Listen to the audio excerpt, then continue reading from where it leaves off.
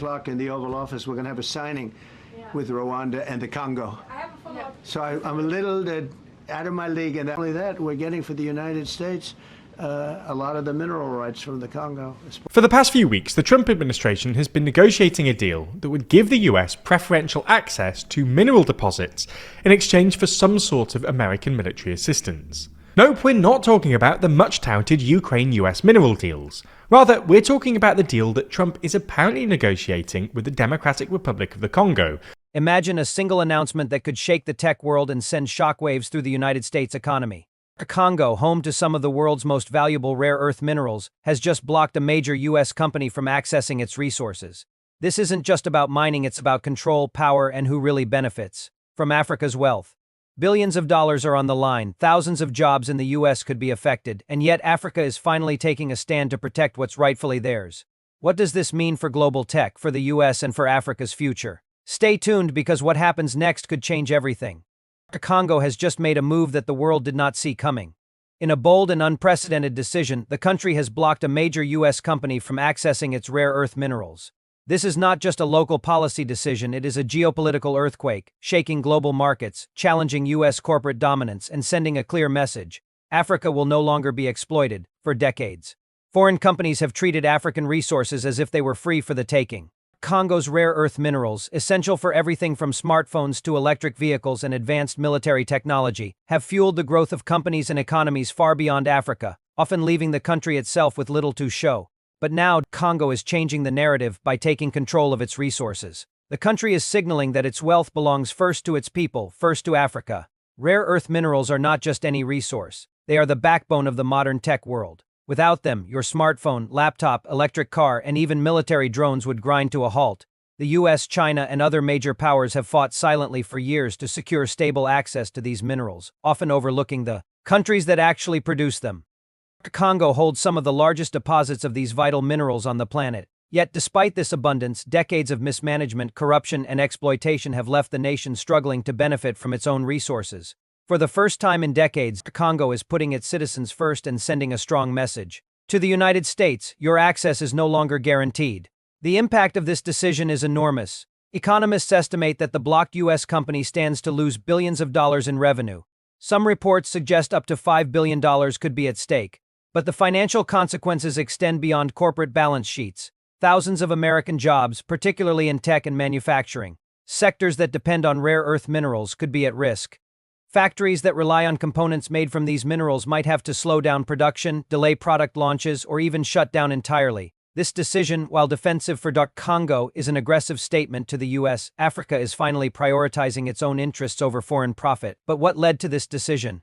For years, Congo has witnessed the extraction of its rare earth minerals by foreign companies that reap massive profits while local communities see little improvement in their lives. Mines have been unsafe, workers underpaid, and profits exported abroad rather than reinvested locally.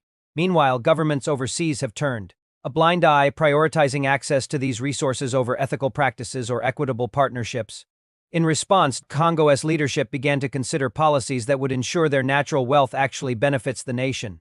After careful negotiations, policy adjustments, and internal planning, they landed on a bold strategy: protect the rare earth minerals, limit foreign control, and ensure Africa directly benefits from its own resources. The global tech industry is watching closely. The rare earth minerals are critical to producing the batteries for electric vehicles, the magnets for wind turbines, the semiconductors in high-tech electronics, and even components in military applications. China has long dominated the rare earth mineral market, giving it immense leverage over global tech production. The U.S., meanwhile, has relied heavily on imports, including from African nations like Congo. By blocking access to U.S. companies, Congo is not only asserting its sovereignty but also challenging the existing global supply chains. This move could inspire other African nations rich in minerals to follow suit, potentially reshaping global tech supply dynamics for decades to come. Congo's decision is also symbolic. It represents a broader push across Africa for economic independence and control over natural resources. For too long, African wealth has fueled foreign growth while local populations have seen little benefit. From cobalt in DR Congo to lithium in Nigeria and platinum in South Africa, Africa is home to some of the most valuable resources on the planet. Yet much of this wealth has historically been siphoned away. Congo's bold action signals a new era, an era where African nations are starting to reclaim control, demand fair compensation, and prioritize their citizens over foreign corporations. For American companies, the consequences could be severe. Rare earth minerals are not easily replaced, supply chains are complex, and the cost of sourcing alternatives from other regions is high. Companies may face production delays, skyrocketing costs, and potential stock market losses. Politically, this decision may spark debates in Washington about dependency on foreign minerals, leading to new policies, tariffs, or efforts to secure alternative sources. In other words, Congo's decision doesn't just impact a single company. It has the potential to influence U.S. policy, economic stability, and even national security. But for Congo, the stakes are just as high, if not higher. Protecting its rare earth minerals is not just about money. It is about building a foundation for long-term development. The country has the opportunity to leverage its resources to create local jobs, invest in infrastructure, fund education, and stimulate technological growth within its borders. By demanding that foreign companies comply with new regulations or face restrictions, Congo is ensuring that future mining projects contribute to national development rather than purely foreign profit. This is a critical step toward economic sovereignty, a step that could inspire other African nations to take similar action. The human element cannot be overlooked. For the workers in DR Congo, this decision offers hope. Mines will now be held to higher standards, labor conditions improved, and local communities may finally see the benefits of the resources that have been extracted from their land for decades. Education, healthcare, and infrastructure projects could receive funding from mining revenues, transforming lives and creating opportunities that have long been denied. Africa is finally putting its people first, a move that could redefine the continent's trajectory for generations. Meanwhile, the US and other countries are scrambling to respond. The tech industry may lobby their governments to negotiate access, push for trade deals, or even explore alternative mineral sources in less politically complex regions. But replacing DR Congo's rare earth minerals is not easy, and time is not on their side. Every delay in production affects product launches, supply chains, and ultimately, profits. This creates tension not only between corporations and governments but also between nations as global powers scramble to secure their technological and economic positions. The geopolitical implications are profound. For decades, the U.S. has relied on foreign minerals to maintain its technological edge. Congo's action challenges that dependency and demonstrates that African nations are willing to exercise sovereignty over their resources. This may encourage other resource-rich countries in Africa to adopt similar policies, potentially reshaping global trade patterns. Africa, long considered a supplier rather than a decision-maker, is finally asserting its influence on the world stage. This is more than an economic decision, it is a political statement, a declaration that Africa will no longer be a passive player in the global game. Critics in the U.S. may argue that DR Congo's decision is aggressive or destabilizing.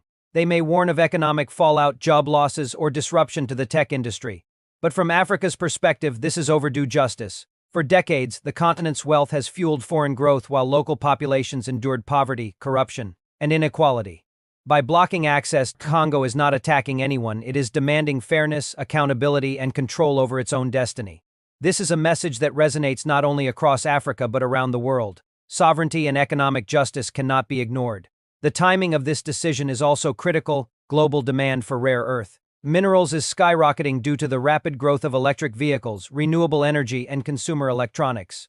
By taking action now, Congo positions itself as a key player in the future of global technology. Countries and companies that wish to remain competitive will have to negotiate fairly, respect African sovereignty, and contribute meaningfully to local development. This is a new era in international trade, one where Africa sets the rules and foreign powers must adapt or be left behind. In the coming months, we can expect intense negotiations, political maneuvering, and global media attention. Congo may face pressure from the U.S. multinational corporations and international trade organizations.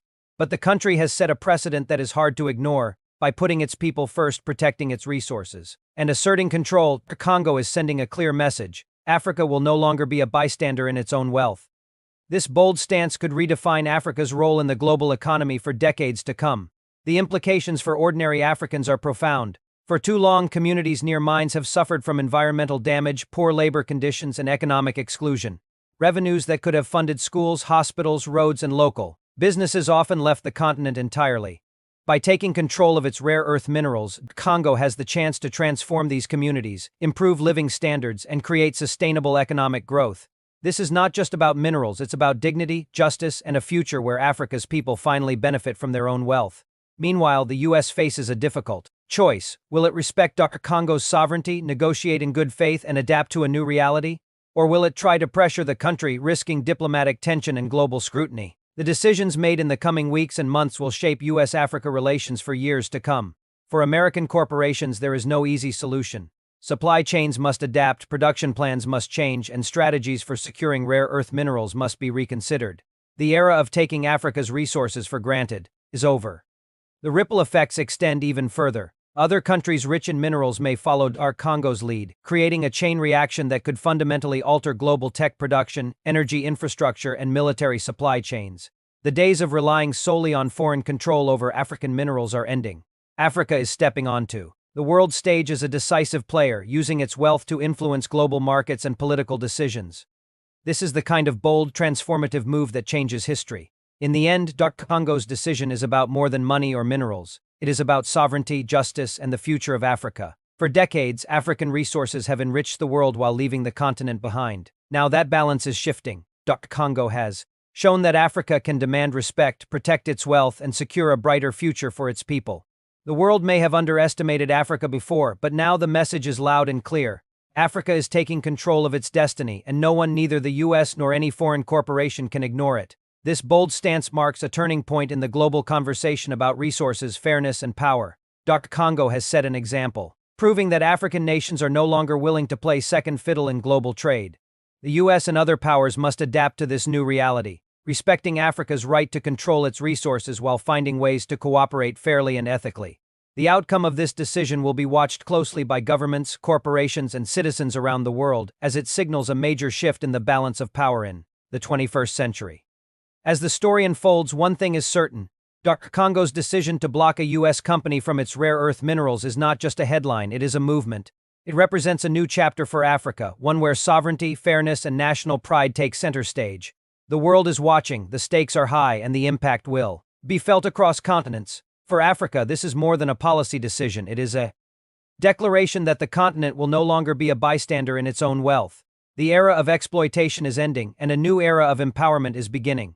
The story of DR Congo's bold decision to block a US company from its rare earth minerals is far from over. In fact, this moment marks the beginning of a new chapter for Africa, one that is defined not by exploitation but by empowerment. For too long, the continent's wealth has fueled the growth and prosperity of foreign nations while leaving local communities struggling with poverty, unemployment, and underdevelopment. Today, DR Congo is sending a powerful message. Africa will no longer allow its resources to be taken for granted. It is a message of sovereignty, pride, and justice, a declaration that African nations have the right to control their destiny and ensure that the benefits of their wealth remain for their people first. This decision is not just political. It is deeply human. Consider the workers in DR Congo's mines, who for decades have faced unsafe conditions, minimal pay, and little recognition for the labor that powers global technology. Today, they have a reason to hope. With control over its rare earth minerals, DR Congo has the opportunity to invest in safer mines, higher wages, and education and training programs that could transform the lives of thousands of families. Communities that have long suffered from environmental damage caused by reckless mining may finally see restoration efforts and sustainable development. This is the human side of the story, the part that reminds us that policy decisions at their core are about people and their futures. The implications reach far beyond DR Congo. Other African nations, rich in minerals like lithium, copper, platinum, and gold, may now feel emboldened to take similar actions. For decades, Africa has been treated as a supplier rather than a decision-maker. Today, that narrative is changing. The continent is sending a clear signal to the world. Africa's resources are not just commodities to be exploited, they are the foundation of economic growth, sovereignty, and national pride. By prioritizing local development over foreign profit, African nations are reclaiming what has always been theirs. For the United States and other foreign powers, this is a wake-up call. The era of relying on Africa as a passive supplier is over. Companies may face delays, rising costs, and complex negotiations, but these challenges also present an opportunity to build partnerships based on fairness and mutual respect. The global tech industry in particular must adapt to a new reality where access to rare earth minerals is not automatic, and where ethical sourcing, local investment, and cooperation with African nations are no longer optional, they are necessary. In this sense, DR Congo's decision is not just a challenge. It is a chance to reshape global trade in a more equitable and sustainable way. The ripple effects of this moment will be felt for years to come. Supply chains may shift, corporate strategies will be reevaluated, and diplomatic relationships could be redefined. But for Africa, the most important impact is internal. The ability to leverage its natural wealth to fund infrastructure, education, healthcare, and technology is transformative. The continent can now start creating jobs, fostering innovation, and lifting entire communities out of poverty. By keeping the benefits of its resources at home, Africa is investing not just in today but in the future, its own future. This is a story of courage and foresight. DR Congo has shown that it is possible for African nations to stand up to powerful foreign interests and assert control over their resources. It is a lesson in leadership, strategy, and the importance of valuing one's own wealth. For other nations watching, this is a model, a demonstration that the path to economic sovereignty is not only desirable but achievable. It challenges old assumptions about power and control, reminding the world that Africa is not a passive player, but a decisive actor in global economics and geopolitics. Ultimately, this moment is about more than rare earth minerals, profits, or corporate losses. It is about respect, dignity, and justice. It is about a continent finally claiming what has long been denied: the right to decide how its wealth is used, who benefits, and what kind of future its people will have. DR Congo's bold move is a turning point, a moment that may redefine Africa's role on the global stage for generations. It is a story of empowerment, of taking a stand, and of refusing to let history repeat itself at the expense of its citizens. As we watch this story unfold, one thing is certain: the world will never view Africa the same way again. The era of exploitation is ending, and a new era of empowerment, self-determination, and progress is beginning. DR Congo's decision is a powerful reminder that wealth and resources are not merely economic tools, they are instruments of national pride, tools for building a better future, and symbols of sovereignty that cannot be ignored. Africa is stepping into a new era, and the impact of this moment will resonate far beyond its borders, inspiring nations, corporations, and people around the world to rethink their approach to justice, fairness, and global cooperation.